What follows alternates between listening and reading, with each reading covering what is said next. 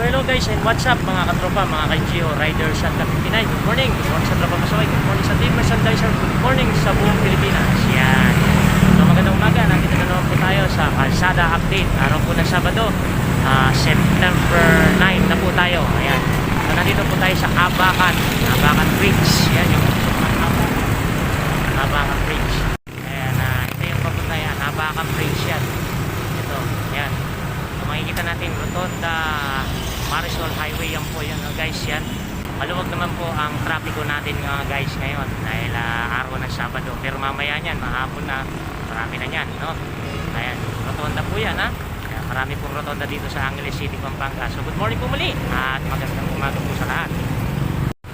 Ayan, kalsada update na rin po tayo dito ha, sa may Abacan Bridge dito sa may Rotonda Marisol Highway po. Ayan, no? Ayan, so shoutout pa rin po tayo kay